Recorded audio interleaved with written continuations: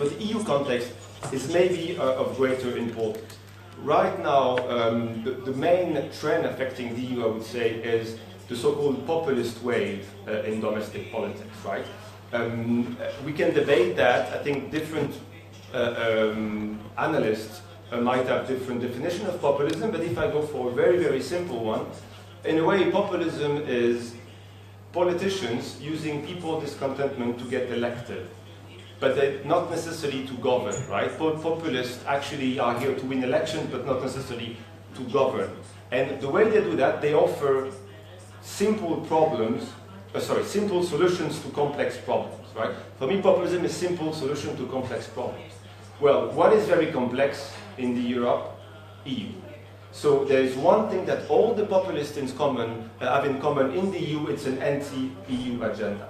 Even on immigration, which is another common theme of populists, they don't all share that. In France, we'll have an election in a couple of weeks, as you know, and we have, let's say, two main populist candidates.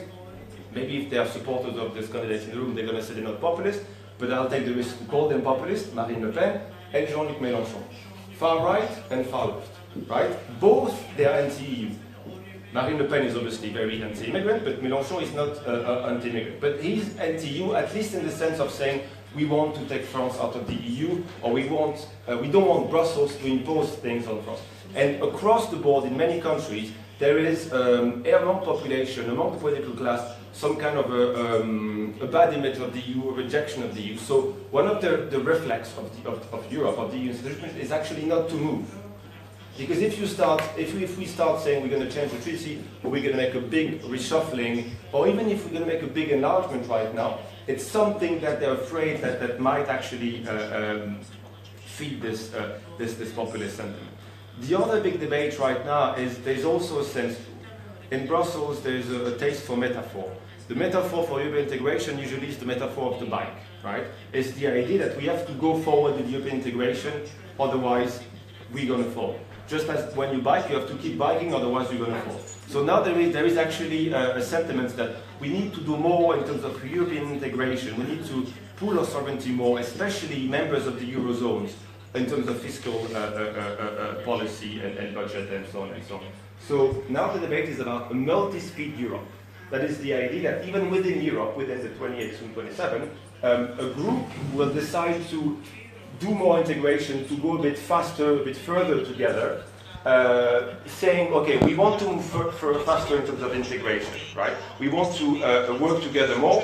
Those who do not want, we will not force you, but you can join this group later. But if I'm mentioning that, it's also because it has impact on the enlargement question. That is, right now the EU is not so much about considering how it's going to expand. It's actually about trying to think how to make a smaller group within the EU to move forward to integration, right? Or it's about how to handle the fact that one country has decided to leave the EU, the UK, other might even follow. So again, this is to set the tone of EU debate. French vision on Europe can be summed up to two slogans. And sometimes it has been slogan in the sense that it's been sometimes more rhetorical than actual policy, but nonetheless, this is something that the political class share more or less, except for those populist candidates. One is what it's called, and I'm going to promote it in the French language, Europe politique.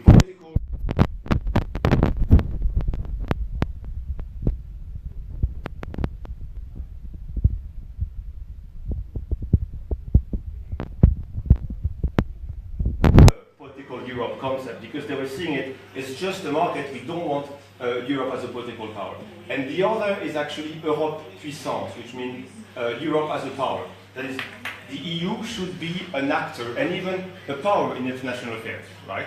And so, again, these two conceptions affect the French position on the ENP, the neighbourhood policy, the enlargement, which I'm briefly going to touch upon now. I don't know how many minutes. Okay. So now those two, and again, this is thoughts I'm putting forward to get the Georgian perspective. I think for the EU, the two main topics between the EU and Georgia is the neighborhood policy and other ways to actually strengthen the ties between the EU and Georgia in terms of political association, economic integration. This is the enlargement debate. So on the neighborhood policy was created in 2004, and it's a bit ambiguous in the sense that it's about trying to find, again, the official term is that closer political association with countries like Georgia and greater economic integration. And this is something that France has been supporting. It's been supporting the implementation of the free trade agreements inside the EU. I mean, now that it's been signed, there is more things to do, I think, together, and this is the question. There's a broader question inside the EU is actually what do we do next with the Eastern Partnership, with the neighborhood policy, especially as it came in the middle of a political military crisis in Ukraine, right? Which is, it didn't cause the crisis. The crisis was not about and France, for example, certainly reject this narrative that this crisis was about the association agreement, because the association agreement is not a geopolitical framework. It's not a geopolitical tool. The association agreement, it's about economic, political, and social reform. So, but in Europe there was a debate. Okay, how do we push this forward now? What do we do with it? And right now the mood is like, okay, we have to make it more strategic. Not strategic necessarily in terms of let's actually add some tanks to the DCFTA, to the association, because that's not what it's about. More strategic in terms of the EU needs to define its interest more clearly. And I think it's something that in the neighborhood policy that was not always clear, is that that's also, again, how the EU works, in the sense that when you have 28 member states around the table, the way for everyone to agree is to remain a bit vague on the overall objective, on the end game, because then every member state can go home and present it to its population according to its own interpretation. But what Europeans can agree on, its values, its standards, its norms. So that's why the neighborhood policy was mainly, and I would say only, about that, values, norms, and standards. But we saw with the recent developments that it's not enough, and that I think the EU needs to define its interest more clearly, because otherwise it doesn't also, the other, being strategic also means taking into account the parameters in which this policy is to be implemented, the strategic environment. Something that France has been pushing, although France has been reluctant France and actually many other countries, to design the ENP as a geopolitical instrument, right? It's actually not something about, it's not about conquering or taking over countries like a traditional imperial policy. It's about finding a framework for closer integration with the countries that want it. And this is another important aspect, the differentiation principle, which is simply that the 6 Eastern Partnership countries are very different in many aspects, and so the EU needs to find a way to work more closely with the countries. And again, Georgia is the front runner in that regard, that has is much more willing, much more able to get closer ties with the EU. And so the differentiation principle in the DCFTA is something. And now the $100 question, which I think is also the question we'll be talking about, is the question of enlargement. This is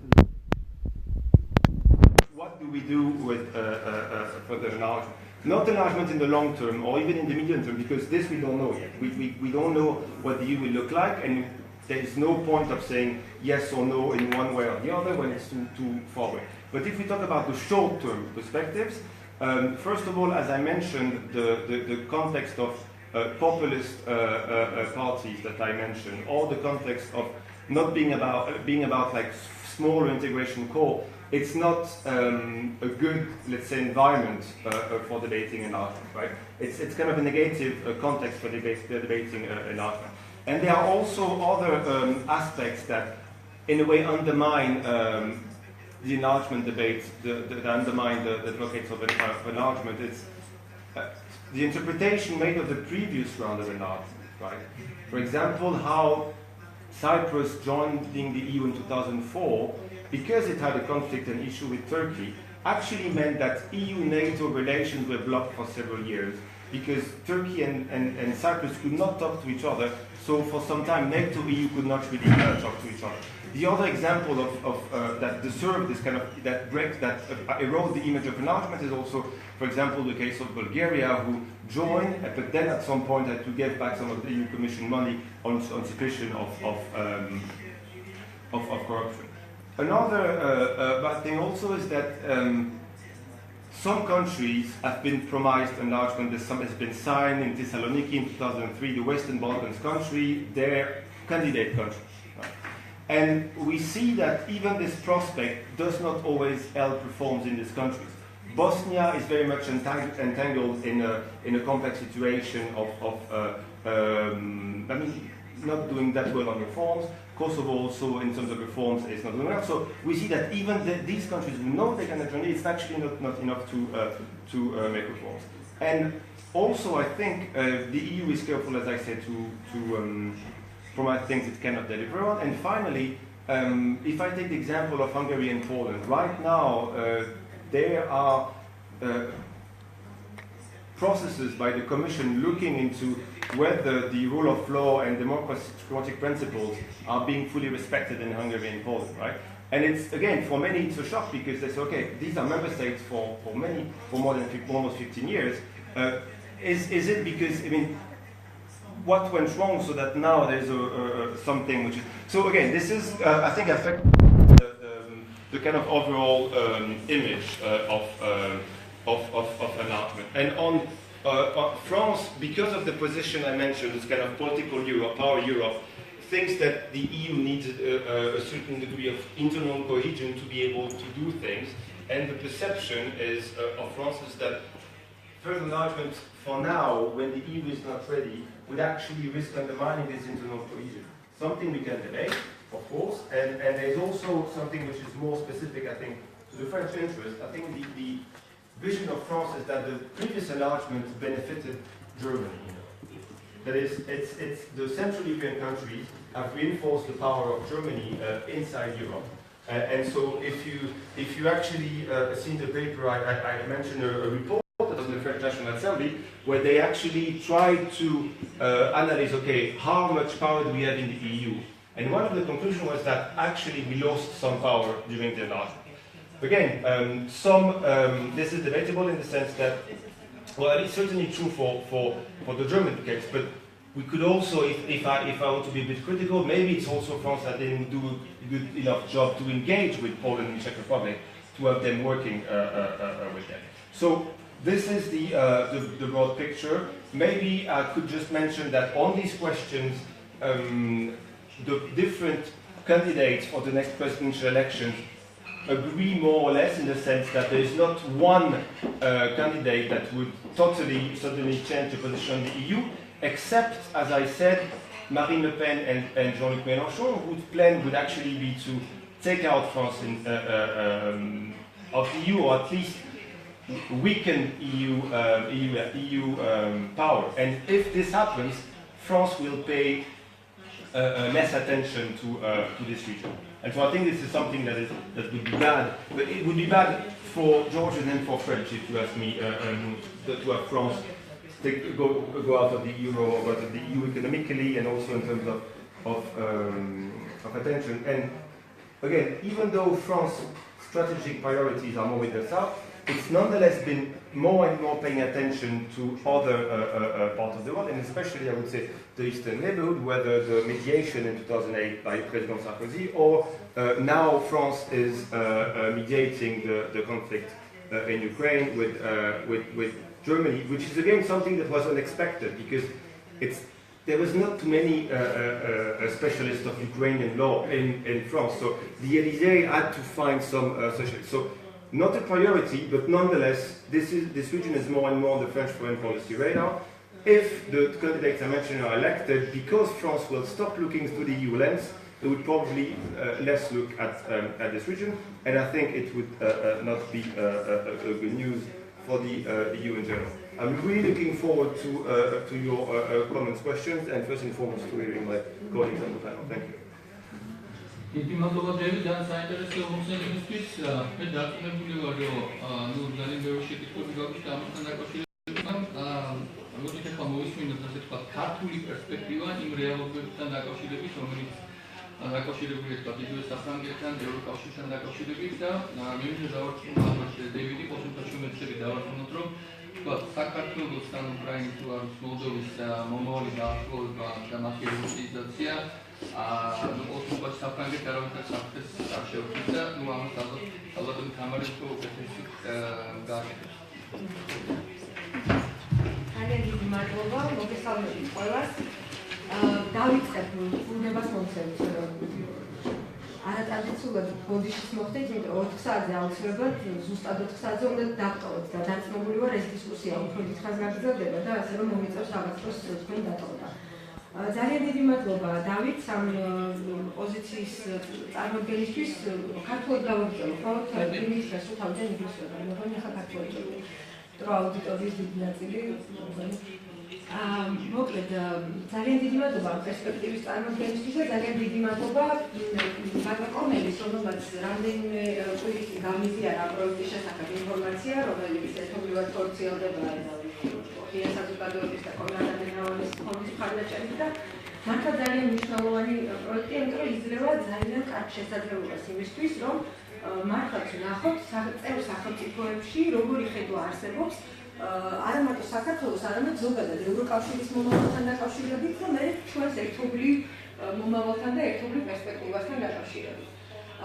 მე მგონია, რომ ბატონი დავიდის პოზიცია, რომელიც ჩვენ ახლა მოვისმინეთ, არის პოზიცია ადამიანის, რომელიც ძალიან კარგად იცნობს ევროკავშირს, ძალიან კარგად იცნობს იმას, თუ როგორ მუშაობს ევროკავშირის ინსტიტუტები, სმენია აღმოსავლეთ პარტნიორობის, სამეზობლო პოლიტიკის შესახებ, მაგრამ ეჭვმაქვს, რომ ძალიან დიდი ნაწილი მოსახლეობის აი ამ ქვეყნების ასეთი კარგი ცოდნით ამ სფეროებში ნამდვილად არ გამოირჩევა. არათუ აღმოსავლეთ პარტნიორობის შესახებ ალბათ არ სმენიათ, ანაკლებად სმენიათ, არამედ ევროკავშირი მუშაობს, ესეც კი არ არის კარგად და სათანადოდ მიტანილი ბევრ ევროპულ სახელმწიფოებში მოქალაქეებამდე. ჩვენ ნახეთ ახლა რა პროცესებიც მიმდინარეობს ევროკავშირის ბევრ ქვეყანაში, მათ შორის საფრანგეთში, რა თქმა უნდა, არის აი ესეთი ულტრამემარჯვენე და პოპულისტური, ასე ვთქვათ, პარტიების მხრიდან რაღაცა მათი პოპულარობის ზრდა, ხო? ეს რაღაცა პროცესებმა განაპირობა. და მე ხა შორს ვარ იმ აზრისგან, რომ თავისუფლება მივცე, რომ რაღაცა ხა ძალიან გამოპოლიტიკურ ანალიზში წავიდე, მაგრამ ჩემი დამოკიდებულება და აზრი ესეთია, რომ ერთ-ერთი ძირითადი მიზეზი ამის ალბათ არის ის, რომ ძალიან დიდი დისტანცირება მოხდა ბრიუსელის პოლიტიკასა და წევრი სახელმწიფოების პოლიტიკას შორის. რამაც გააჩინა განცდა წევր სახელმწიფოებში, რომ მათ დაკარგეს კონტროლი იმ პროცესებზე, რომელიც მიმდინარეობს ევროკავშირში და რომელიც რაღაც ინსტიტუტების მიერ ასეთ გადაწყვეტილებები მიიღება ევროკავშირში სხვადასხვა დონეზე. ამან გარკვეული, ასე ვთქვათ,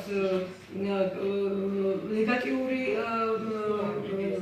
პოზიციების გაძლიერება გამოიწვია და გარდა ამისა, რა თქმა უნდა, ასევე აღსანიშნავია, რომ პოპულისტურ პარტიებს ძალიან კარგად ახსნა დავიდმა თუ რა წარმოადგენს ეს, აქვს ესეთი ტენდენცია, რომ რაღაცა დიდი პრობლემების მარტივი გადაწყვეტები მოუძებნო. ხო, ყველაზე მარტივი გადაწყვეტა ნამდვილად არის ის, რომ ყველა პრობლემა, რომელიც არსებობს ქვეყანაში, დააბრალო ევროკავშირს. რომ ეს ვერ განვითარდა, ეს უნდა მიდის, თქვათ, მიგრაციის თვალსაზრისით სერიოზული, იმიტომ რომ ევროკავშირი არის ასეთი და ევროკავშირი ვერ იღებს საკმარისად მოქნილ და ეფექტიან გადაწყვეტილებებს იმისთვის, რომ ეს პრობლემები უკეთესად მოწესრიგდეს. ამიტომ ეს ტენდენციები იარსებებს ევროკავშირში, იმიტომ რომ პოლიტიკოსებს ყოველთვის აქვთ მისწრაფება და მიდრეკილება იქითკენ, რომ არსებული პრობლემებისთვის მოძებნեն მათზე და მათგან დამოუკიდებელი, ასე ვთქვათ, მიზეზები. ასე რომ ეს ალბათ ასე იქნება. ეხლა უბრალოდ ხედავთ აი ამის ძალიან ისეთ გაძლიერებულ ტალღას ევროკავშირში. ეხლა ძალიან შორს ვარ წავიდე და ალბათ ისიც ვთქვათ, ჩვენი პოზიცია რა არის ამასთან დაკავშირებით.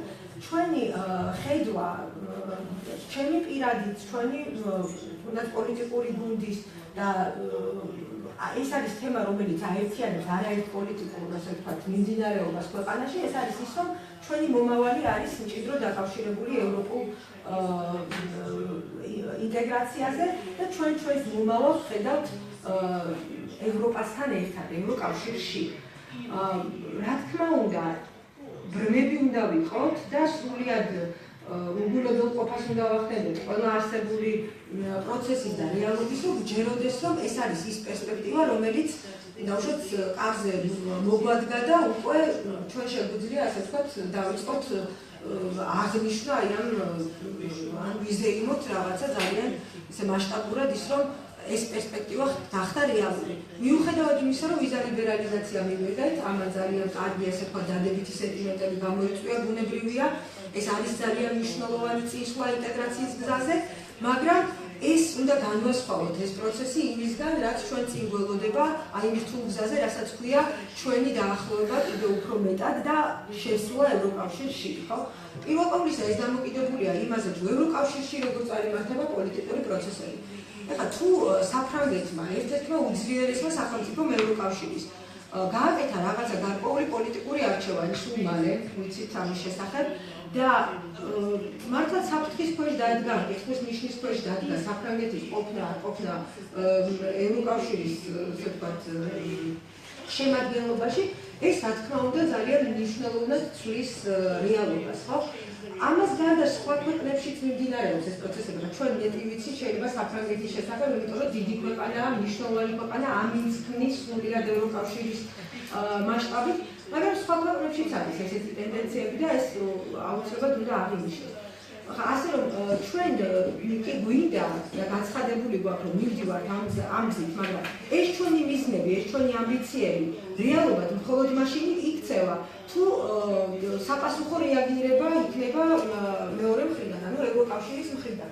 აი სწორედ ამდენად არის ეს პროექტი მნიშვნელოვანი, რომ გვაძლევს საშუალებას, რომ რაღაცა საზოგადოებრივი აზრი მოვამზადოთ თუნდაც ევროკავშირის წევრ ქვეყნებში, იმიტომ რომ ეს მთელი ასე ვთქვათ პროცესი იქნება, რომელსაც ჩვენ ალბათ არაერთი წელი მოგვიწევს მუშაობა. ახლა არ გამიგოთ ცუდად, იმედი არავის არ გეწყინებათ, მაგრამ მე პირდაპირ ვიტყვი, რომ ვეცადები დავიდის პოზიციას იმასთან დაკავშირებით, რომ ახლო პერსპექტივაში ევროკავშირის გაფართოების საკითხი არ დადგება. ძალიან დიდი მადლობა მინდა მას უთხრა იმისთვის, რომ ოპტიმისტურად წარმოადგინა პერსპექტივა და თქვა, რომ საშუალოვადიან პერსპექტივაში ეს შესაძლებლობა არსებობს. მე მინდა ვიფიქრო, რომ ჩვენ საშუალოვადიან პერსპექტივაში ეს შესაძლებლობა იარსებობს, მაგრამ დღესდღეობით არის მოკლევადიან პერსპექტივაში იმ ყველა რეალური არსებული პრობლემების გათვალისწინებით, რომელიც ევროკავშირის მასშტაბით სახეზეა და საკმაოდ დიდი მასშტაბით არის ეს პრობლემები დღეს წარმოდგენილი. სამწუხაროდ ვერ ვფიქრებ, რომ არ მაძლევს არაფერი საფუძველს, რომ ვფიქრობ, რომ ეს ცოტა მიუხედავად ამ ყველაფრისა გაფართოება შეიძლება დღის წესრიგში დადგეს ევროკავშირის ახლო პერსპექტივაში. კიდევ ერთხელ ვიმეორებ. ახლა ეს რას ნიშნავს? ჩვენ გამიკრიბოთ გულზე ხელი, ვთქვათ, რომ ეს პერსპექტივა ჩვენთვის არ არსებობს და ამიტომ არაფერი არ გავაკეთებთ. რა თქმა უნდა, ეს ამას არ ნიშნავს. ეს ნიშნავს იმას, რომ ჩვენ ძალიან აქტიურად და მიზანმიმართულად უნდა ვიმუშაოთ იმისკენ, რომ გავხდეთ ნამდვილად რეალური სახელმწიფო, ევროპული სახელმწიფო. უნდა გავაძლიეროთ ჩვენი დემოკრატიული ინსტიტუტები, უნდა გავაძლიეროთ ჩვენი ეკონომიკა, უნდა გავიმართოთ წელში ყველა თვალსაზრისით, უნდა შევქმნათ ჩვენს ქვეყანაში რეალურად ის ევროპული სტანდარტები, რომელიც ჩვენ ასე ძალიან მოგწონს ევროპაში. საგანმანათლებლო სისტემა უნდა გახდეს უფრო მეტად ევროპული. სოციალური დაცვის სისტემა უნდა გახდეს უფრო მეტად ევროპული. გარემოს დაცვის კუთხით უნდა რეალურად მივიღოთ ის ზომები, რასაც ევროკავშირის ქვეყნები იღებენ იმისთვის, რომ იქ მოქალაქეებმა რეალურად იცხოვრონ უფრო ჯანსაღ გარემოში. ჩვენ ამ მხრივ ძალიან ბევრი რამ გვაქვს გასაკეთებელი იმისთვის, რომ ჩვენ ქვეყანაში შევქმნათ რეალურად თანამედროვე ევროპული ცივილიზებული სახელმწიფო. ამისთვის უნდა გამოვიყენოთ ეს დრო, ამისთვის უნდა გამოვიყენოთ, იმისთვის უნდა გამოვიყენოთ ეს დრო, რომ ვესაუბროთ ძალიან აქტიურად არა მარტო ევროკავშირის ბიუროკრატიას ბრიუსელში, არამედ წევრ სახელმწიფოებს, ყველგან და განსაკუთრებით ძლიერ სახელმწიფოებს, ანუ ეხლა პირობითადაა, მაგრამ დიდ სახელმწიფოებს თუნდაც, რომლებიც ქმნიან ამინდს ევროკავშირის პოლიტიკაში და მათ წარმოუჩინოთ ჩვენი თავი, მათ გავაცნოთ ჩვენი თავი უფრო ახლოს და ვარჩევთ ის პერსპექტივა და ბენეფიტი, რომელიც ევროკავშირის მხარეს შეიძლება ქონდეს ჩვენი უფრო მჭიდროდ მათთან თანამშრომლობით. დავიდი საუბრობდა სტრატეგიულ ინტერესზე. სტრატეგიული ინტერესი ძალიან მნიშვნელოვანია. ევროკავშირი ჩვენთვის ცალსახაა, რატომ გვაინტერესებს ევროკავშირი, მაგრამ ჩვენ ვართ ისად, რომ ევროკავშირს ვარჩევთ, მას რატო აინტერესებს ჩვენთან ესეთი კიდევ უფრო ერთი ნაბიჯით და ორი ნაბიჯით და შეიძლება სამი ნაბიჯითაც მჭიდრო თანამშრომლობა, უფრო მეტად ახლოს ყოფნა, უფრო მეტი ინტეგრაცია, ჩვენი გაერთიანება ამ სისტემაში. ჩვენ აი ეს სტრატეგიული ინტერესი უნდა ვარჩევთ ევროკავშირს. მე დარწმუნებული ვარ, რომ ეს ინტერესი არსებობს. ევროკავშირიც იგივე, ასე ვთქვათ, ბენეფიტს მიიღებს, იგივე შეიძლება ეხლა ცოტა, მაგრამ სტრატეგიულად ეს ევროკავშირისთვისაც იქნება ძალიან მნიშვნელოვანი. რომ ჩვენ მოვექცეთ ევროკავშირის სისტემაში, მაგრამ იმისთვის, რომ ეს არ იყოს ძალიან ჰაერზე ნათქვამი და ძალიან თეორიული და ცოტა утопიური განცხადება, ჯერ ძალიან ბევრი რამე გვაქვს გასაკეთებელი, როგორც გითხარით და მე ვფიქრობ, რომ ჩვენ ამაზე უნდა კონცენტრირდეთ ახლა და ეს დრო, როგორც გითხარით, დავუყენოთ იმისთვის, რომ აზრი ევროპაში საქართველოსთან დაკავშირებით ჩამოყალიბდეს. როგორც გითხარით, უბრალოდ ახლა ესე მგონია, ხა სხვებთანაც მქონია საუბარი არა მარტო ევროკავშირის ასე ვთქვათ პოლიტიკოსებთან და ბიუროკრატიულ წრეებთან, არამედ ევროკავშირის მოქალაქეებთან, სტუდენტებთან და პოლიტიკასთან კავშირის ამქონეტი პირებთან, რომლებიც აი ესე სერიოზულად ვერ ხედავენ ევროკავშირის და საქართველოს თანშრომლობის რაღაცა პოტენციალს და ამგვარი ვიცი არის ჩვენ გვეშინია, არის უსაფრთხოების ასე ვთქვათ ინტერესი, არის ჩვენი საზღვრების უფრო უკეთ დაცვის ინტერესი და ამ ყველაფერში რამდენად ჯდება ჩვენი გახსნილობა, ჩვენი ურთიერთობა კიდევ უფრო მეტ ქვეყანასთან. ძალიან მარტი მაგალითს მოგყვათ, ეხლა უბრალოდ ეს პირდაპირ რა თქმა უნდა არ ითარგმნება საფრანგეთის შემთხვევაში, მაგრამ ჩემთვის ძალიან ნიშანდობლივი იყო, როცა რამდენიმე წლის წინ რუსეთში ჩაატარეს გამოკითხვა, ხა რუსეთი საქართველოს ბევრად უკეთ იცნობს, ვიდრე საფრანგეთი იცნობს საქართველოს, ხო? იმიტომ რომ სამწუხარო წარსული და გამოცდილება გვაკავშირებს ერთმანეთთან. მაგრამ გამოკითხვა ჩაატარეს რამდენიმე ქალაქში რუსეთის მოქალაქეები გამოკითხეს და გამოკითხვის არც იყო ის, რომ ეთქვათ მათი აზრით რამდენი მოქალაქე ყავს საქართველოს. ანუ რა არის საქართველოს მოსახლეობა, ვის რაოდენობა და multiple questions, choice ის იყო ტესტი ასე ვთქვათ, თვითონ იყო მოცემული პასუხები და უდიდესმა უმრავლესობამ შემოხარდა 40-დან 45 მილიონამდე. ანუ რუსეთში გონიათ, რომ საქართველოში ცხოვრობს სადღაც 40-დან 45 მილიონამდე ადამიანი, ხო? ეხლა წარმოგიდგენთ, ეს არის რა თქმა უნდა რუსეთის პირდაპირ პროპაგანდის და პროპაგანდისტული ომის ვთქვათ შედეგი. ბატონო? ეს გამოკითხვა შემდეგ იყო, ომის შემდეგ იყო, მაგრამ შეიძლება სხვა გამოკითხვას არსებობს. ამზადებენ. მუსლიმ იქ კიდე იყო, მუსლიმური იყო თითქოს საქართველოს. ანუ აქ მითები იქმნება და არსებობს და სამწუხაროდ რუსულ პროპაგანდას მარტო რუსეთში რო არა აქვს ძალა, ესეც დავინახეთ და გამოჩნდა გლობალური პოლიტიკის ასე ვთქვათ განჯის საგანი გახდა, ხო? ანუ იგივენაირად იმიჯი საქართველოსთან დაკავშირებული ვიღაც დაინტერესებული ჯგუფების მიერ იქმნება, მაგრამ გვაქვს კი ჩვენ დღეს რეალური ბერკეტი, რომ ჩვენი შევქმნათ ინფორმაცია საქართველოზე ამ ქვეყნებში. მეტი არის ამაზეც გასაკეთებელი, ამისთვისაც მე ვფიქრობ, რომ აი ეს უფრო ობიექტური ინფორმაცია მივიდეს იმასთან დაკავშირებით, რას ნიშნავს საქართველო, რამდენად შეიძლება ევროპის რომელიღაც სახელმწიფოს მოქალაქეს აინტერესებდეს საქართველოსთან ურთიერთობა და ასე შემდეგ და ასე შემდეგ. კი ბატონო, ძალიან ცოტა დრო არის. მესმის ეს ყველაფერი და კიდევ რაზე მინდოდა გამოხმაურება.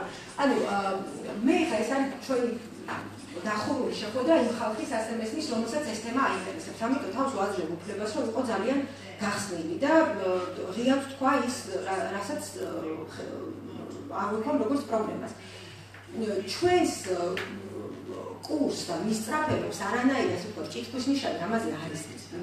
უბრალოდ კიდევ ერთხელ მინდა ამას ხაზი გავუსვა. უბრალოდ ჩვენ რაღაცა რეალისტური ასე ვთქვათ ხედვები უნდა გქონდეს და ერთად უნდა ჩამოვაყალიბოთ პოზიცია იმასთან დაკავშირებით, როგორ ჯობია ჩვენი აი ესეთი მაღალი ამბიციების მიტანა ევროკავშირამდე. არის თუ არა ამის დრო ეხლა, იქნება თუ არა ამის დრო ვთქვათ 6 თვეში, როცა ჩატარდება ვთქვათ ორი სამიტი აღმოსავლეთ პარტნიორობის და თუ არის უნდა კიდევ უფრო ასე ვთქვათ მეტ გრძელვადიან პერსპექტივაში უნდა წარმოვიდგინოთ ეს ასე ვთქვათ ჩვენი სვლა ამ საერთო მიზნისკენ. მე პირადად ვხედავ, რომ ამ იდეის ასე ვთქვათ ძალიან აგრესიული წარმოჩინება ევროკავშირის წრეებში დღესდღეობით და ჯერჯერობით არ იწვევს ძალიან დადებით ასე ვთქვათ შედეგს. რა იწვევს იმას, რომ ევროკავშირის წევრი სახელმწიფოები მეტი სიფრთხილით გელაპარაკებიან შემდგომ ნაბიჯებზე. ამიტომ ჩვენ უნდა ვიყოთ, მე ვფიქრობ, უფრო მეტად უნდა მოვამზადოთ საერთო პოზიცია ამასთან დაკავშირებით და მე საერთო სტრატეგიით უნდა მივუდგეთ ამ საკითხს. მაგრამ ძალიან მნიშვნელოვანია, რომ სამოქალაქო საზოგადოების აქტიურობა პოლიტიკურ წრეებთან ერთად და აღმასრულებელი ხელისუფლების აქტიურობასთან ერთად იყოს ძალიან მაღალი. იმიტომ რომ საზოგადოებრივი აზრის მომზადება ამ ქვეყნებში ხელს შეუწყობს სწორედ სამოქალაქო საზოგადოებებს შორის პირდაპირი ურთიერთობების არსებობა უფრო მჭიდრო და უფრო მეტი შესაძლებლობების არსებობა იმისთვის, რომ პირდაპირი კონტაქტის მზით გაიცნოთ ჩვენმა ევროპელმა მეგობრებმა, პარტნიორებმა, ევროპის სხვადასხვა ქვეყნების მოქალაქეებმა საქართველოს. დიდი მადლობა. დიდი მადლობა ხალხებმა საინტერესო დისკუსიისთვის. ბუნებრივია გეთანხმებით ბევრ რაღაცაში და მათ შორის ამ პროექტის მიზანი სწორედ ეს არის, რომ რეალურად ჩვენ ასე ვთქვათ, თითქოს სახელმწიფოთა შორის დონეზე გვაქვს ძალიან კარგი ურთიერთობები, მაგრამ საჭირო არის აი საზოგადოების დონეზე დისკუსიის გასვლა. აი ეს გვაქვს მეგობრებო სერიოზული პრობლემები, იმიტომ რომ ჩვეულებრივმა მოქალაქემ პორტუგალიის, საფრანგეთის შეიძლება არ იცის იმდენი საქართველოში და მისთვის ის ძალიან უცხო შორეულ ქვეყნად აღიქმება და შეიძლება გაუკვირდეს კიდეც, მაგრამ შეიძლება გამიგება თვითონ იყავით ეს დებატებზე, როდესაც ჩვენი პოლიტიკოსები განსაკუთრებით საუბრობენ ისეთ თემებზე, როგორიც არის ევროპაში დაბრუნება, ხალხი კითხულობს, რომ უკაცრავად სად უნდა დაბრუნდეს საქართველოს, ევროპაში იყო და უნდა დაბრუნდეს, იმიტომ რომ მათ არ ესმის ჩვენი დისკუსიის ძირითადი ნაწილი, საიდან მოდის ეს ჩვენი ევროპელობა და აქ მარტო სამოქალაქო საზოგადოება არ არის, აკადემიურმა წევრებმაც კიდეც სხვებმაც უნდა შეიტანოს გარკვეული წვლილი იმისათვის, რომ ეს საკითხი აქტუალური იყოს. კარგი, შემდეგ რომ აღარ გავიძო ამ თემაზე ჩვენ შეგვიძლია ძალიან ისწავლოთ საუბრობთ, მაგრამ ისევ ამ თქვათ თემას რო დავუბრუნდეთ, ბუნებრივია რომ თქვათ საქართველოს ამ საუბრიდან ხოსოჯერაც გავიგეთ, ჭირდება გარკვეულწილად წინსვლა ევროპასთან მიმართებაში, მაგრამ ამავე დროს მნიშვნელოვანია მე როგორც თუ სწორად გავიგე მოლოდინების მართვა, ხო? მაგრამ ყველა საინტერესოა და ამის შემდეგ სპიკერზე გადავიდე ბატონ რეჟისორზე იქიდან მომდინარე რომ ის იცნობს როგორც საქართველოს, ასევე თქვათ საფრანგეთის ფრანგი არის, საფრანგეთის მოქალაქე და ასევე საქართველოს ევროკავშირის ურთიერთობის დინამიკა შემდგარია. რა უნდა გააკეთოს ჩვენი აზრით საქართველოს, გამომდინარე იმ რეალობიდან, რომელიც დღეს არის თქვათ საფრანგეთის და ევროკავშირში და რა იქნება ასე თქვათ ამ ყველაზე კეთილგონივრული ასე თქვათ პოლიტიკა საქართველოს მხრიდან.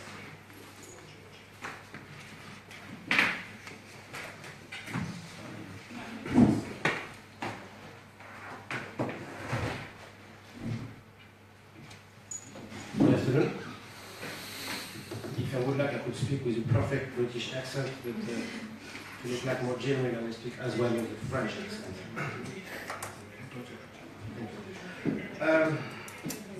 I'm a journalist, so what I do usually is try to observe what's going on and not have a too wide picture, try to not lose the facts.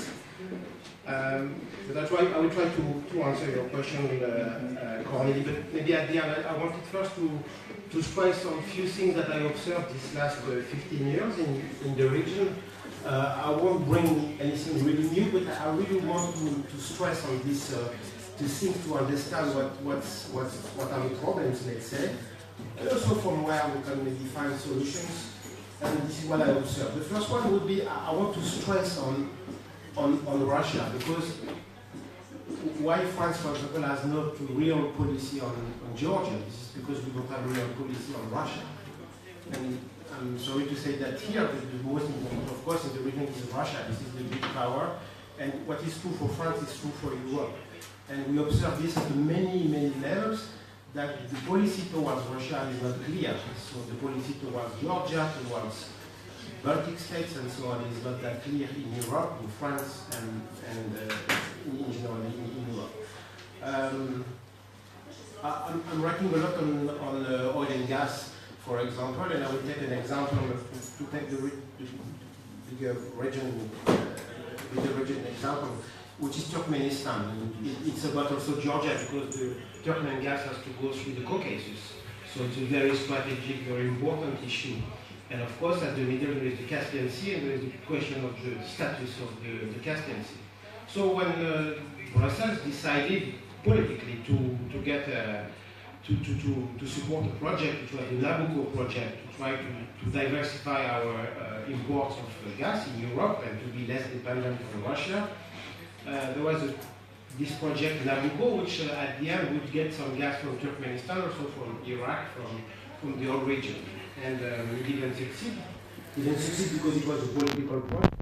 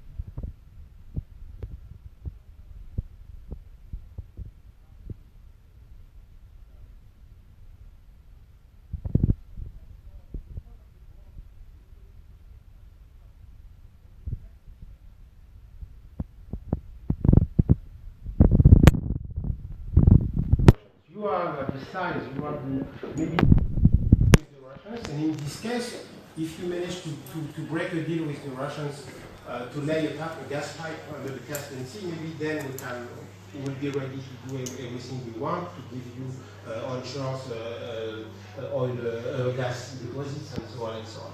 It never happened because, of course, it was not the question of being courageous for Turkmenistan. They absolutely don't have the need to do that. So that's for me. That's what I observed. And I wrote a lot about that back in 2007, 8, 9, and so on. It was a concrete example how Europe was unable to. And I don't know if it is. I mean, I'm not blaming anyone in this. I'm just observing that Europe was unable to get a position towards Russia. For example, in this case, to get a status to the Caspian Sea. So, of course, it was really important for Russia. Just at the time, Gazprom was selling 1/3 of its gas, of its volumes to Europe. But this 1/3 of the volumes were producing 2/3 of the incomes of Gazprom. So it was an absolutely key issue, of course, for just to fit the budget of Russia and to get its general policy internally and externally. So this is what we faced, let's say, I would say. I expected at some time that France, for example, could be a leader in the region because now it's a little bit less true, but a few years ago, for example, we had big interest in the region. In Kazakhstan, we are totally French company, still has like 16% in the Kashagan oil field, which is a huge one. So that's important, plus some other licenses in Kazakhstan. Total is also a shareholder in some deposits in Azerbaijan. At the moment, they are doing some exploration. At the time, they had some shares in the Baku-Tbilisi jihad. Total is also has got a license. They are doing some exploration in Tajikistan for gas. So it's important. We're speaking about the fact in Kazakhstan on uranium, which is, I think, the most important provider of uranium at the moment.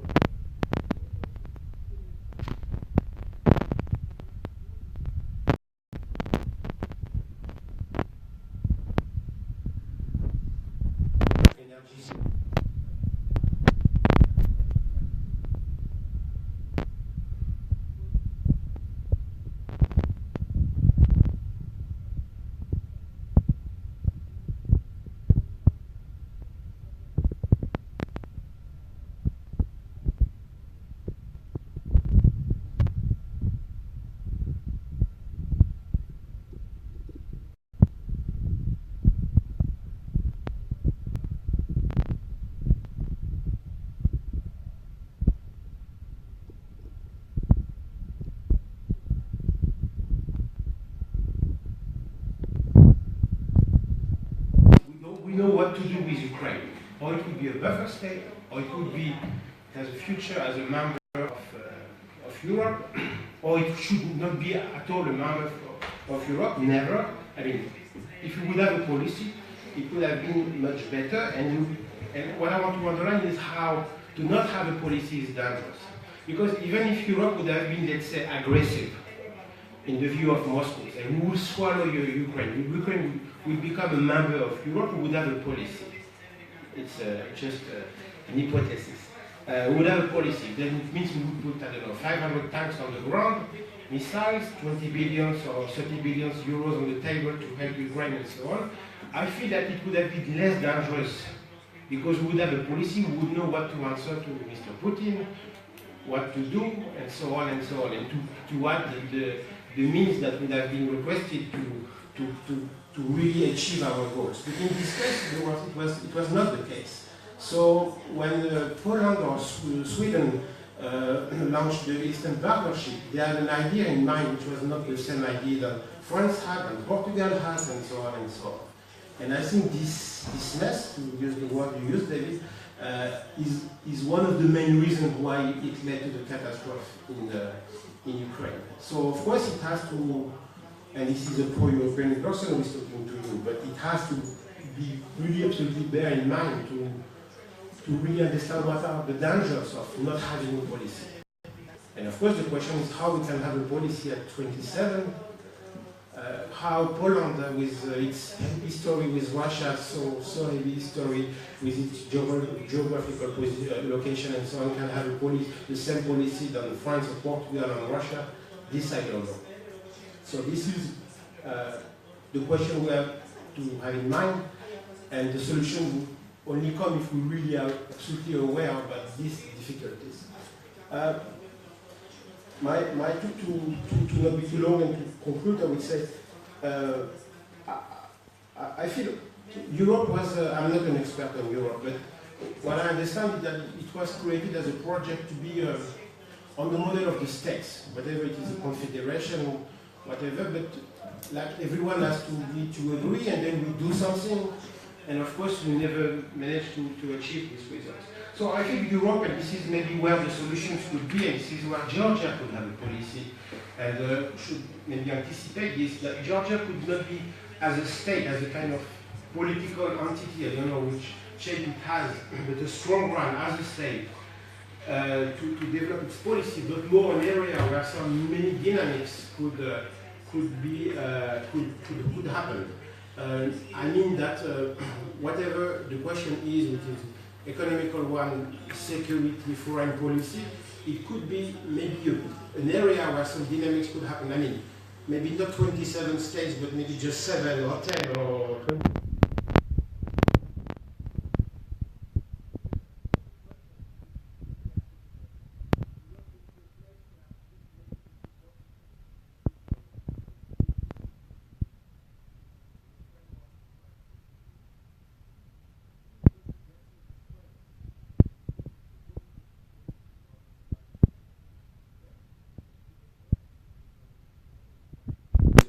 Or with a crisis in Ukraine and in Georgia, but to be able at some point to act with Germany, with Portugal, with Poland, and in the next time Poland and Portugal won't be here and so on. I think this is where the policy Europe can be saved, because Europe never managed to go beyond its nation states.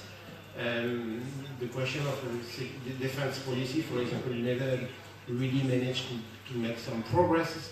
So I think this is where the solution lays, and this is for Georgia maybe an interesting point to have in mind, because as the MP said rightly, I mean, Georgia won't be member soon. Europe has so much problems now that it's not a question even. But being a kind of associated member, as it is now, through, for example, with the visa, or for the energy community of for various issues like this, it would be with this framework for Georgia to be associated, to benefit from something.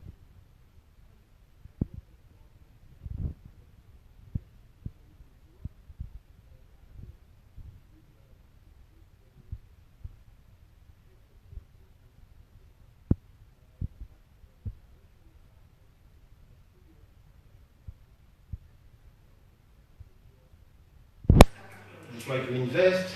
Some very high visit happened here in Georgia, one to China and so on. After all, it's too early to speak about that, but it's not impossible that China would become an actor in Georgia and the Caucasus, for example.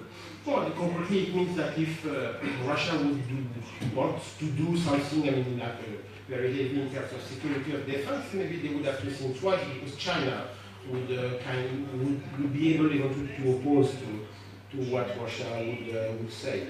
It also could also create some new dynamics.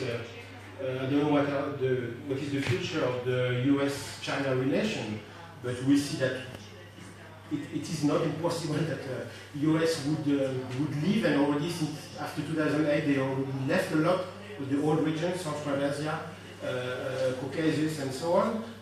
We see how now China, Washington and Beijing are in a position.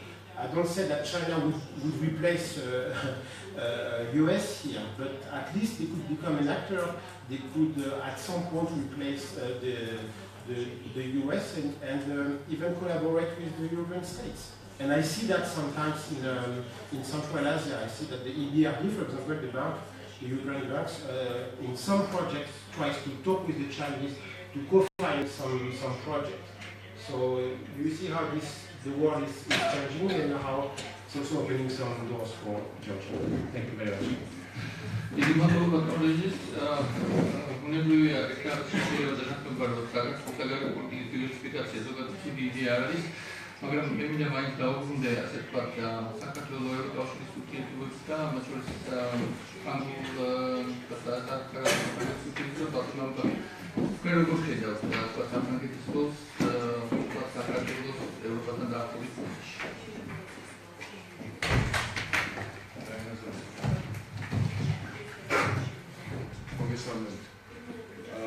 ჩემსა და იოლია რომ შევაჩერეთ მას ყურადღებას რამდენიმე მთავარ საკითხზე საუბარი. დავისაუბრეთ რა თქმა უნდა კერძო აზრის გამოთქვამ ამჟამად ასოცირებულებად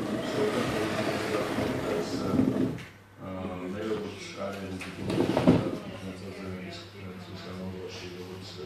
ევროკავშირის ნატოსთან საფრანგეთთან დავარქებთან ევროკავშირში იქიდან გამომდინარე პირველი საფრანგეთსაც შეეხება მხოლოდ არ შეიძლება ვისაუბროთ მხოლოდ ფრანგულ პოლიტიკაზე როგორც ის თქვა ეს საუბარი იყო სხვა კონტექსტში და ამ კონტექსტისთვის მოგაწვდით პატარა გადახსნით ახალგაზრდა ძალიანად კონტექსტ 90-იანებიდან დაწყებული 99-ში მე ვიყავი ნატოში მრჩეველი როცა არჩევნები ტარდებოდა საქართველოში საპარლამენტო და პრეზიდენტის შევარდნაძემ ეს მოწმენით ცაზე დააწყდა რასაც ქვია რომ საქართველოს გაიყვანა რომ საქართველოს მალე დააკარგულებს ნატოს კამპს ეს იყო ნატო რაღაც დიდი მეხის გავარდნა რა პირველი ნატოში ჯერ საერთოდ ვერ მიხვდა შუაში იყო რატომ მოხდა როგორ მოხდა შევანაძის გურული იუმორი ეს არის მოდა მაგრამ ეს არის არასერიოზული პირველი იმიტომ რომ საქართველოს არანაირად არ იყო ამისთვის მზად არც ინსტიტუტების დემოკრატიის ვალდებულება საფრთხეების სისტემებზე უშუალოდ თავდაცვის შემდეგ მაგრამ მან ჩემი აზრით ყოველ შემთხვევაში რაც მე დამასწრეთ მომა აღალჩინოსანმა კამპანიისთვის ანუ საარჩევნო კამპანიისთვის გამოიყენა შემდეგ 2002 წელს მან უკვე განაცხადა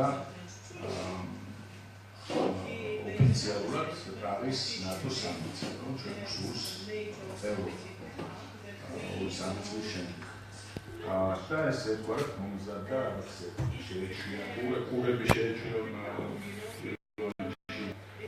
შემდეგ გამოდგა ევროკავშირის რაც შეეხება ჩვენზე კარგი სპეციალისტები არიან აქ ევროკავშირზე არ მარტო ანუ დავიდის სწორებით მაგრამ შეგახსენებთ რომ ჩვენი რეალურად თანამშრომლობა კი დაიწყო 95-დან ეს ისე შეთანხმება მაგრამ რეალურად რა მოხდა ჩვენთან 2004 წლის დიდი გაფართოების შემდეგ, როცა 10 მეტრით გამდიდრდა ევროკავშირი, დაიწყო რომ ევროკავშირმა მის ეგრეთ წოდებულ საზღვრებზე, ხო, რეალური ფიქრი და მოხდა ის რომ ეს ჩამოყალიბდა neighborhood სამეზობლო პოლიტიკა, რომელშიც ჩვენ ვიყავით 6 აღმოსავლეთ ევროპის ქვეყანასთან ერთად, მაგრამ დიდი აქცენტი მაშინ და მერეც იყო გამისწორეთ უცდები აი ამ ხმელთაშუა ზღვის სანაპიროს ქვეყნებზე 10 ხო 10 და ეს გაგრძელდა კაი ხანი იმიტომ რომ საფრანგეთში რომ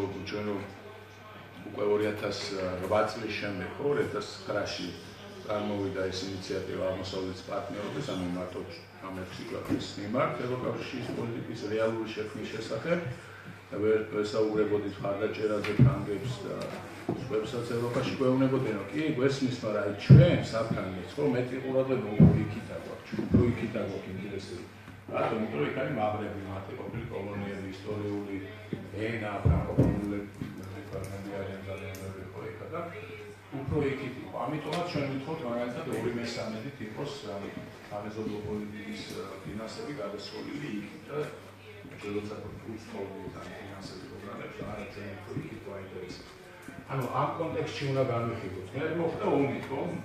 ლოგიჭირი მარგებელია, რა თქმა უნდა, დაანახული და კატასტროფული მოხდა, რაც მოხდა, მაგრამ ამისი შედეგი იყო ერთ-ერთი აღმოსავლეთის პარტნიორობა, რომელიც შეიძლება საერთოდ არ მომხდარიყო, ან გვიან მომხდარიყო. აქედან წამოვიდა 2010-ში შემდეგ თავისუფალი ვაჭრობის მიღება, რაზეც საუბარი რამდენიმე წლით ადრე შემდეგ წამოვიდა ეს მიზნის გამარტივების პროცესი და μετά ლიბერალიზაციის.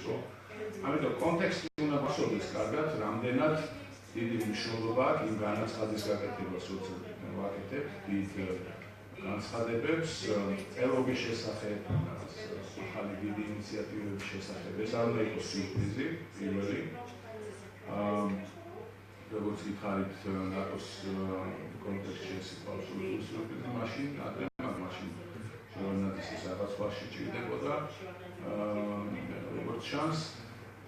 ჩვენმა მოვამზადოთ ამისთვის, როგორც პირველ რიგში, რა თქმა უნდა, ეს ბიუროკრატები, სამოქალაქო საზოგადოება, ისეთ ფაქტი, როგორც ჩვენი სტუმარია ბატონი კადია და ისრაელი, რომ ეს ერთი კურს არ სულად ახლდებოდეს. იმის არ იწევდეს მე ამაში უნდა შევეკავოთ. და ბოლოს რაღაც ჩვეულებრივ ერთ-ერთი დღის ეს იმის საკითხი იყო, ბევრ კონფერენციაზე, ბევრ თუნდაც სამიზე ამერიკაში როცა იქნება ეს აღმოსავლეთ ევროპის სამიტი, ხო? იქაც კი ბატონო ახლა მე ბევრგან მესმის, როგორც სამოქალაქო საზოგადოებისგან, ისე ოპოზიციის განსხვავებისგან, ჩემი გამოცდილება ესეთია, რომ შევეცადოთ რაც შეიძლება ნაკლებ გავაღიზიანოთ და შევაჩეროთ ძალიან კარგი მომენტი. ამიტომ საფრანგეთი ჩემი აზრით და ჩემი გამოცდილებით ამას ცალკე ვერ შეხედავს. ეს უნდა მოვახერხოთ რამდენადაც და მოვამზადოთ ის, რომ საფრანგეთის მნიშვნელოვანი ქვეყნები ევროკავშირის ამ საკითხს უყურებდნენ ნეიტრალურად მინიმუმ, მაშინ როცა სხვა მისი პარტნიორები ასევე მომზადებული იქნებიან და დადებითად იქნებიან ზოგიერთი განწყობილი, რატომ აღმოსავლეთ პარტნიორობა შეგასახსენებს თვისგან წამოვიდა, ხო, პოლონეთი და შვედეთი იყო ინიციატორი. საფრანგეთი და პორტუგალია აყოფილიყო ბუნებრივი მიზეზების გამო. ამიტომ აი ამას უნდა მივახცეთ, ამას უნდა აქტიური engagement-ი, ჩართულობა, როგორც სამოქალაქო საზოგადოების ისე მთავრობის რა თქმა უნდა, აკადემიური წრეების, ინტეგრების და ასე შემდეგ. ეს არის ძალიან მნიშვნელოვანი და განსაკუთრებით მომენტიც უნდა შევარჩიოთ. ეს ძალიან დიდი მნიშვნელობა ამას, ვისაც არსებობადაც არ გამოჩნდა თან, ყველას კონდეს წინასწარ ამის შესახებ ინფორმაცია და tacit agreement დროს ეძახიან რა რაღაც ახლობით ესეთი წინასწარ შეთანხმების პოლიტიკური ნეიტრალური განცხადება. ამას შეხებულება და მე ჩაეშვება ეს პროცესი. შეეჩერა ევროპის სამყარო დედაქალაქების მინისტრთა კაბინეტები და ერთაორა ნებისმიერი პროცესი გაწევრის შესახებ. ამიტომ ყოველ შემთხვევაში დღეს მე ამას ვხედავ, ამ მომენტს რა იყო მიზანი რაც ხდება ევროპაში. გადავაგოროთ საფრანგეთის არჩევნები, გადავაგოროთ კიდევ უფრო მნიშვნელოვანი გერმანიის არჩევნების შემდეგ სამიტი და ნაკრებს, აი იმ წლიდან უკვე დავუკვირდით. ამაზე შემიძლია უკვე ჩემი ფინანსი მე მოსახლეობათოდოთ მოწდება თუ არა. გასწორდა მოწმენდი ცაზე ჩვენი რაღაც ინიციატივების შესახებ. ამის რო აი თუნდაც დავუკვირდით ჩვენ თვითონაც დათვალ რამენაირად რომელიმე ჩერტერი დავუყუროთ ვთქვათ ერთ-ერთ წელში რომ კი აი ვაჩვენოთ რა მაგარი ბიუჯეტი გვაქვს და როგორ შევასრულოთ აკის ხო როგორც ეძახიან ამ შესაძლებლობებს ძალიან მოთხოვნას ვავებულებას აი მოდი დავხსნათ მოვინეროთ თავისუფალი ვაჭრობა კარგად დავამუშავოთ რადგან მიკროპროექტები რესურსები გამუშავებს ბევრი რაღაცა უნდა სამოჩვენო ბიზნესმაც უნდა გავდეთ თავისუფლად ევროპის ბაზარზე ევროლიბერალიზაციაში ვაჩვენოთ რომ კარგი მოსწავლეები ვართ და ისრაელი ვით არ მოიქცეთ სადაც ფინალიდან 4 რჩება გამოგივა და ახლა სტატუსების სტატისტიკას ძალიან ცუდია გავაჩერებული გვაქვს სახელი იქა ესე არ მოიქცეთ ევროკავშირში და ვაჩვენოთ რა სერიოზული ხალხი ვართ ამას რა თქმა უნდა დაჭირდება ეკონომიკის საფი და დინამიკა ძალიან ქვეყანა, რომელიც წინ მიდის და რომელსაც აქვს მერე ბუნებრივი ლოგიკური ამბიცია და რაღაც პოლიტიკურ განაცხადს აკეთებს ეს ევროკავშირის შემოგვიყვანაზე თუ ნატოში და ასე შემდეგ. ნატოს სხვა საკითხია, რომ გამოყოთ ეს კვესტიის ევროკავშირის სხვა ნატოს სხვა. ამიტომ აი ეს ბექგრაუნდი მინდოდა და დასკვნის სახით თუ მაქვს თუ პირველად დასკვნის სახით საფრანგეთს მე არ უყურებ ის გამო რაც ნახე ჩემი გამოცდილებით, როგორც ერთ დაკვირვება, კონდეს საქართველოს 4 მილი იყო მახსოვს წლების წინ, ალბათ ეხლა წესია დაავლებაში, რომ აი რაღაც გერმანიაში გვაქვს ჩავარდნა და გერმანიის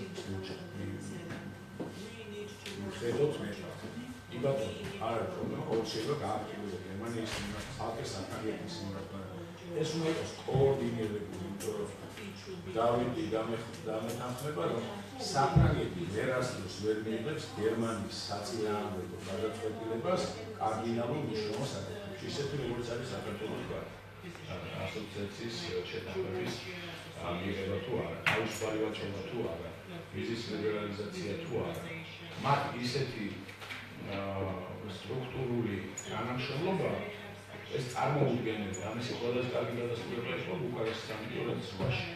სარკოზი კი გვეუბნებოდა ეს ჩუმად არაცხადებდა ტელევიზიის ხარ. დააწურეთ მერკელი გერმანია და ჩვენ განმოყო. მე არ შევიშლი.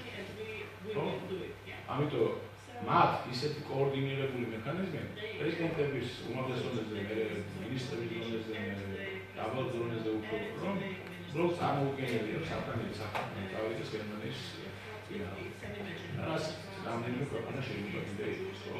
ამიტომ ძალიან მნიშვნელოვანია რომ ამ ქვეყნებს მიიღოთ კოორდინირებულად და მით უმეტეს რომ როგორც გითხარით საფრანგეთის ტრადიციული ისტორიული დაინტერესება აქვს მაღალი და ხმელთაშუაზღვის რეგიონი, საიდანაც არის მისი მინიმუმ 2/3-ზე მეტი ყურადღება, ფინანსები და ჩართულობა და პოლიტიკური გაერთიანების დაფარშება და ვიდრე ჩვენს 6 ქვეყნის ეს 6 კიდე გაყო ენერგია კიდე 6 გაყოთაკეთ წარმოგიდგენთ, ხო? ანუ უკრაინა სადაც ძალიან ჩართულია მინსკის შეთანხმების გამო. ამიტომ აი ესეთ კონტექსტში უნდა შევხედოთ და რეალისტები ვიყოთ. მაგრამ ეს არ გამორიცხავს პირიქით ჩვენი ენერგიის გაორმაგებას, იმისათვის რომ ისინი იყვნენ მუდმივად ჩვენთან ჩართული კონსულტაციებში, სხვადასხვა დონეზე როგორც გითხარით, რომ მერე მოვამზადოთ, ისე რომ არ გამოგვივიდეს სულხან საბასავით და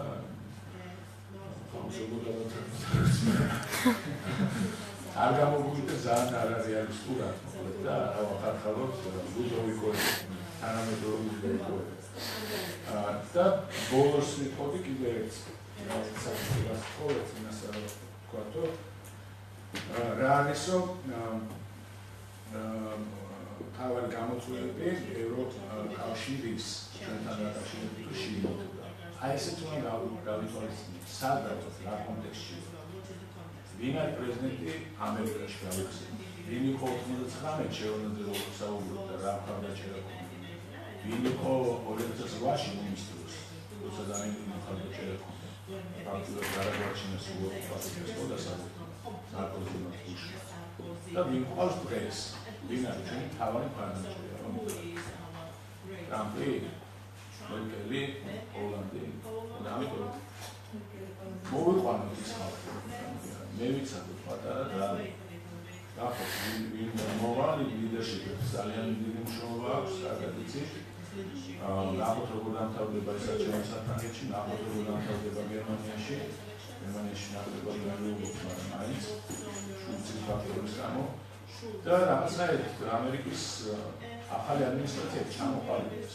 5%-ია დაკომპლექტებული დასანიშნი ადამიანების. ამიტომ გამოვიყენოთ ეს იმაში, რომ რეალურად გავახსენოთ ფერზე ინსტიტუტები, შევასრულოთ ვალდებულებები, რაც გვაქვს აღებული ვიზის ლიბერალიზაციის, თავისუფალი ვაჭრობის და შემდეგ პროცესში და ფერზე გავახსენოთ ქვეყანა.